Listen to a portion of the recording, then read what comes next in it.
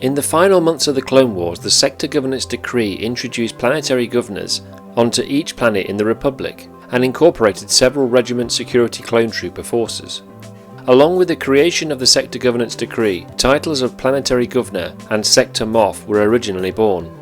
The decree ensured that there were 20 appointed to the title of Moff, with the responsibility of supporting the Republic's 20 sector armies. This video explains the role of the Sector Moffs and the Planetary Governors, and what their role was within the Empire.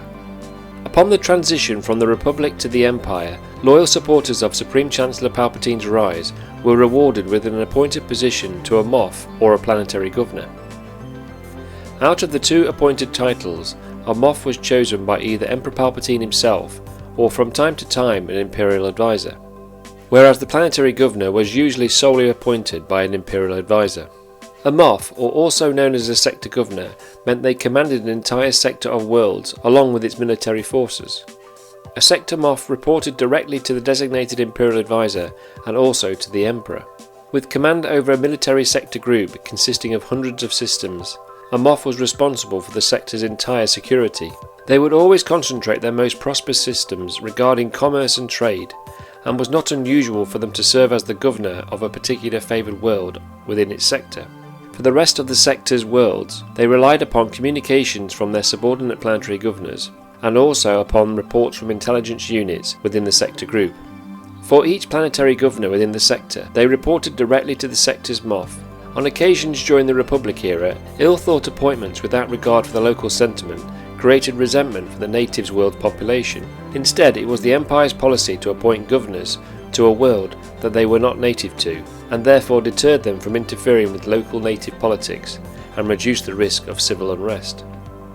Unless a planet's affairs clashed with imperial policy and required action, a planetary governor would allow local politicians to run their own affairs.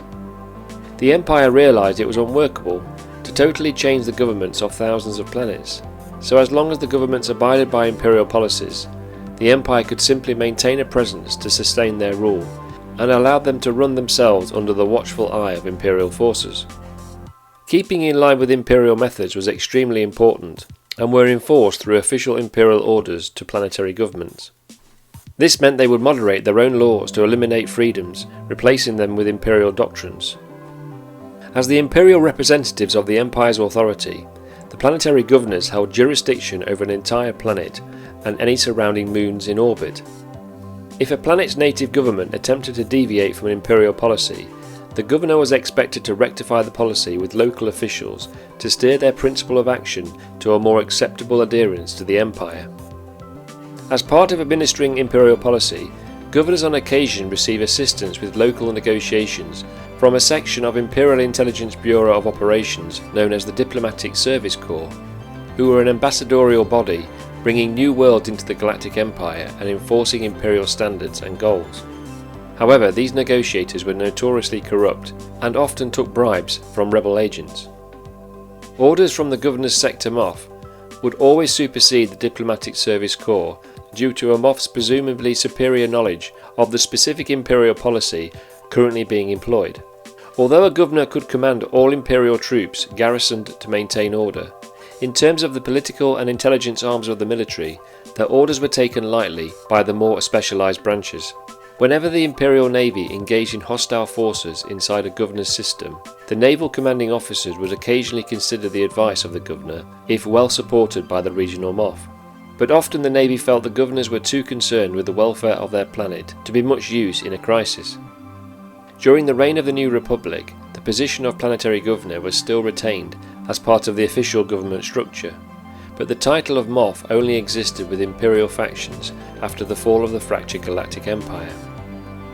In the next video episode in this series, I will review the role of imperial intelligence within the Empire. Please subscribe to my channel for more Imperial Explained videos. Thank you for watching, long live the Empire, and as always, may the Force be with you.